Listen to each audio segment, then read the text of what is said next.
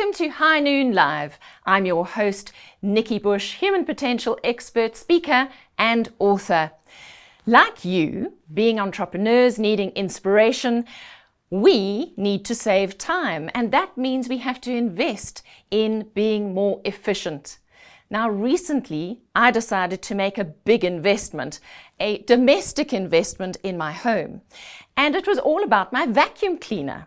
Now, how many of you are sitting with the old-fashioned type of vacuum cleaners, as I was?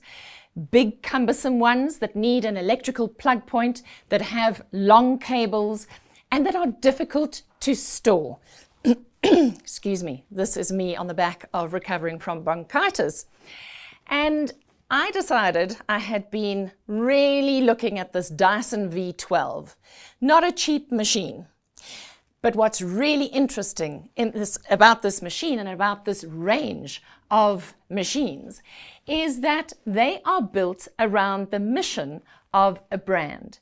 And that mission is to solve problems that others ignore. And I have to tell you, this has been one of the juiciest domestic investments I have made in my home for a very, very long time. It is so easy to use. It is cordless. It is light. You can carry it up and down stairs. You can quickly clean up before guests arrive in 2 You don't have to go to all the trouble of using that traditional vacuum cleaner. And so I'm very excited about this. But the reason why I'm talking to you about it is really because it's about the mission of a brand. And every one of you who's watching this session today is a brand of one. And we're going to talk more about this in the last segment of this program. So what kind of problems are you helping other people to solve? Now, one of the eternal challenges we all have every year is having to renew our vehicle licenses. And this is something that I always have to do in August. Now it's getting easier and easier. You just have to go into your local bank or a supermarket and take your form that is emailed to you. It was very efficient this year. It was emailed to me. Fill it in, hand it in, and a couple of days later you get an SMS saying, please come and fetch your vehicle license. It was as easy and as painless as that. So if you hadn't thought about a different way of doing it, there's your piece of advice for the week. So now we've spoken about our vehicle licenses and changing our mindsets about how we do things. How about changing your mindset about how you think and the words you use? Because the words we use are very, very important. And we need to reframe how we say things. And I was watching LinkedIn the other day, Brent Lindeque, the Good Things guy, had a video up and an article up about how he gets up very, very early in the morning, has a few cups of coffee, does a whole lot of work before anybody else is awake. And he is talking about the fact that we have to change our words from I have to get up early in the morning and do X, Y, Z to I get to do ... I get to do. And I get to do is a completely different way of saying how you're going to get through your day, what you are going to do, what you choose to do versus what you have to do. Because what you have to do sounds indeed like a punishment versus I get to do, which is a choice, and you can have gratitude for what you choose to do in your day. And I think this was a really nice way to reframe, and I'm big on reframing. If you have been watching this show, you will know that. Reframing how we do life, how we see life, our perceptions, because our words inform our feelings, and our feelings inform our actions. And this is what we need to understand, is that there is a process, and what we feed our brains is truly important, and it starts with the very words that we choose to use every single day. Right on that note, after the break, we are going to get back into the show, and we'll be talking to my guest who comes all the way from Dublin in Ireland, Andrea Quay. And we'll be talking about authenticity and authentic leadership.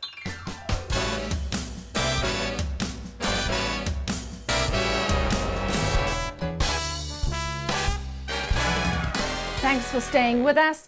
And now I introduce to you my guest, Andrea Quay, coming to us from Dublin, Ireland, where she is the Senior Director, Global Category Lead, Coffee at Coca-Cola. Welcome, Andrea. Thank you very much. I'm really excited and privileged to be on your show, Nikki. Thank you.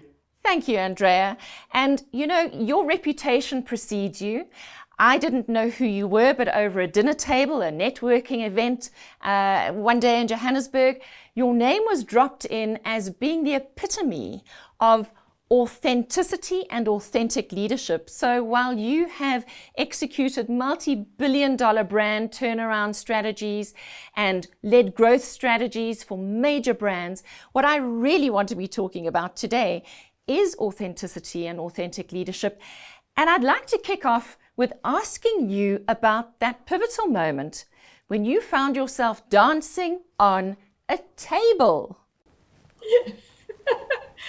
Oh my gosh, authenticity has probably never been, it was never an important thing for me growing up, because you bumble through things and you just go through life. And I remember my first job at Unilever. I'd just come out of university. I felt really lucky to get this incredible job because, they'd done all of these tests and everything. And I'd been picked to be part of, this graduate recruitment process. And there were all these other clever people there. And when I first started my role at Unilever, I thought I had to be really professional. So I was super quiet. I just sat at my desk and just tried to focus on the job at hand.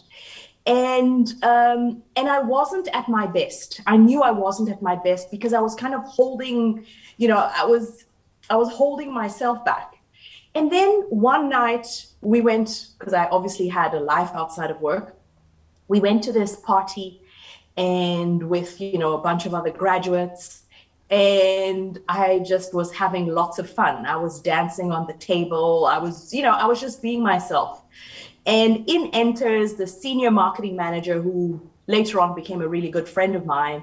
And she looked at me dancing on the table and says, "Who is this person and why is this person not at work?" And for me, that was the moment that I realized that actually I need to come as I am. And it's a struggle, especially when you're a bit of an outsider. It's always a struggle to come as you are. But I know that I am at my most powerful and my most impactful when I am myself. Andrea, you talk about in that article that when you get excited about an idea or a solution you've come up with, you are that tenacious, vivacious self, and that you jump on the spot and, you can't hold yourself back. And I think it's so who you are. And that's what you're talking about with bringing your whole self to the table. We are not two different people. We are one person, and we bring our personal self and our professional self to the table. So how do you find that sweet spot? Yeah, there is a sweet spot. And one of the things that I've noticed about myself and the way I lead is that when I am myself, I give permission to the people I work with to be themselves. And so it always creates an environment of trust. And I think that is very important. So I think as a woman, I think anybody really, but I identify as a woman and I identify as a Black woman. I feel I have to be 10 times more professional. I have to be 10 times more principled than anybody else. That's just the mindset I have. So when I bring myself to work, I have a framework, and that framework is I'm here to do the best that I can. I'm here to make sure that I do it with integrity. And I'm here to make sure that I put the business first. And those are some of the things that really guide me in the workplace. I think bringing yourself to work doesn't mean that you should be casual, or doesn't mean that you bring your bad traits as well as your good traits. It just means that you've got to find what makes you unique, and you've got to find the reason you are at work. And once those two things marry, that is the sweet spot. And if one of my pivotal kind of career moments was when I was working on Black Label, and this brand was declining double digit, was losing, this is $1 billion brand, losing, hundreds and hundreds of millions of rands every year. And I had to lead the turnaround plan for this brand. And so I had to find my purpose within that job. And my purpose within that job was to save. And it was so weird. I felt like Carling was my brother. I was like, is to save my brother from this thing that is happening. So I protected. I brought that emotion that just gives you the extra. And so that's how I bring myself to work. So when you talk about the Carling Black Label story, what you're talking about is not denying the history of the brand, bringing the essence of the brand through to this day. Just as an individual, you need to bring the essence of who you are and the expression of self through to your professional position as well. So totally. So you're alive. But without putting your beliefs onto what you're doing as well, because sometimes, especially in marketing, you get people that are not objective about what the brand stands for. And Carling Black Label is the super masculine brand. It's not me. But there were certain values in that brand that I could associate with, and those were strong, brave, and true, and so I channeled that about me into the brand. But I didn't try and say, oh, let's make this brand for women now because I am a woman. Yeah. So it's really about trying and taking time to reflect and finding those connection points. There's no formula, but you just need to have a really deep desire to do the right thing and to do it your way. Yeah, I love that. I love how you connected with the traits of those brands, or that brand. Now I want to ask you a final question before we wrap up, and it's about your 3 C's for authenticity. Can you break those down for us? Oh my gosh, I can't even remember the 3 C's. I'll tell you. What did I say those 3 C's were? It's a fantastic formula, and it's confidence, consistency, and courage. Okay, so I'll start with confidence, and that's really about belief in who you are and belief that you are good enough. A lot of us have that little voice in the head that who I am is not enough for this moment, and so how do you make sure that that whoever you are, you have confidence in it? And you can build confidence in many ways. But and it's not about other people telling you, because that's also another thing. Confidence is not how the ways the world sees you and the way the world reacts to you. It's about how you feel about your traits and your values. Consistency is so important to make people around you feel safe, and always responding not in exactly the same way, but having clear values that, if Andrea sees this, I know what side she will be on. And you've got to live up to that. And you've got to live up to the fact that sometimes they're going to be more senior people in your presence. And because they say something doesn't mean you have to go with them. But there's a respectful way of putting a different point of view forward. So you've got to be consistent in your approach, which is not which is not to say that you've got to be rigid. And I think sometimes people use authenticity as, but I'm like this, I can't do that. So you've got to find the balance around that. And then the last one, sorry, Nikki. Is courage. And you were talking about being brave, Yes. So it's very much part of who you are. Yes, brave and it doesn't mean to be brave, you're not afraid. Most of the time I am, excuse my French, myself. But if you believe in something, you've got to be brave and you've got to put it out there. And obviously, sometimes you don't want to do it without talking to the right people or getting input and everything. But I think courage is something super important as a leader that, gives the people around you the belief that they can also be courageous without you being the shield and without you being the one that is always being sent to fight. Absolutely. Andrea Quay, thank you so much for joining us today. We have so enjoyed your wisdom, your insights. And after the break, we are going to pick up on something along the same lines, the importance of your brand story.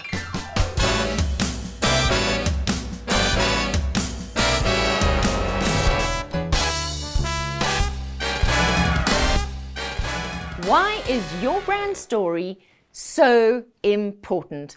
Thanks for staying with us. And now I want to talk to you about the importance of a brand of one, because nobody is a no-name brand. So everyone has their own brand story, and it's important that you embrace the essence of who you are. And before the break, we were talking to Andrea Quay, and she was talking to us about consistency, about brand values, about expressing yourself through your work. So what do I mean by that? And we are going to show you a short video clip I did a while ago about somebody I met and how they bring through the essence of who they are. A woman I met a few years ago was employed by one of the large banks where she was designing financial products. As the conversation goes, I was interested in what she studied. She was a qualified architect, believe it or not, who actually wanted to be a fashion designer, but her parents didn't think that that was a valid profession. I dug a little deeper and we settled on this. As long as she was building or designing something, she was happy. A few years later, I bumped into her again, and I asked if she was still with the same bank, and she said, no, actually not. I'm now helping to build one of the first virtual banks, and I'm designing dresses on the side. Boy, was she a happy camper, just because she understood the essence of who she is. Do you know the essence of who you are and what gets you up in the morning? Because that's what somebody is going to pay you for. Who you are and your story is going to be more important than what you do or what you sell in the future. Because what you do and what you sell is going to be constantly changing as the world changes. You are far more than your qualifications, your report card, your job description, or even the paper trail of your work experience. And I think that that is such an inspirational story to help you think about the essence of you. What gets you up in the morning? And I have to tell you, while I am a speaker and an author, that's not what gets me up in the morning. The essence of me is that I'm a creator teacher, and I am somebody who loves to take complex things apart and repackage them in creative, exciting ways so that other people can access them, so that they get it. And that is the exciting thing that gets me up in the morning. What gets you up every single morning? And so I challenge you with this exercise for this week, is to go and think about what I call the X factors for success. And they are described in my book, Future Proof Yourself, in great detail. And these X factors for success are truly important because they are what distinguishes you from somebody else with the same qualifications or the same job title? And there are 5. And the first is, can you, in a job interview, showcase a time when you were innovative or creative, came up with a creative solution for something? Can you talk about how you bounce back, how resilient you are when the chips are down? And how do you drive your own learning journey? Are you intensely interested in your personal development, your professional development? And what are you reading? What are you studying? What have you chosen to add to your repertoire over the past year or so in order to raise your game? Because these days, it's you who needs to be the boss of that learning journey. And then, what strength do you bring to a team? When you are in a team, what is it that people can rely on you for? And finally, how well do you know yourself? And this goes back to talking about your story, your brand of one. There are no no-name brands in this life. Everybody's reputation precedes them. And like I was saying in our previous segment, when I was interviewing Andrea Quay, I heard about her through word of mouth at a dinner. And that's how she came to be on this show, because her reputation preceded her as being an authentic leader, as being an amazing illustration of what authenticity looks like when you bring your whole self to the table. So are you bringing your whole self to the table? Have you realized that you are more than just your job description? So this is truly important because the essence of who you are shines through. And so your exercise for this week is to go and look at those X factors for success and create what I call a talent profile, which is more than a CV. A CV is a very dry and wooden document. And what you want is a nice, juicy talent profile that really is conversation worthy. Shall we put it that way? Conversation worthy. That is interesting to read. That will make someone say, actually, I want to interview this person. So you need to appeal to the human being who is reading that CV. And if you reframe it by using different words, the words being talent profile, it's all about who you are, not just what you do. It's about the full person, the integrated being behind that CV. So some words of inspiration before I let you go and get back on the job. Maya Angelou says, do the best that you can until you know better. Then when you know better, do better. Until next week, have a great one.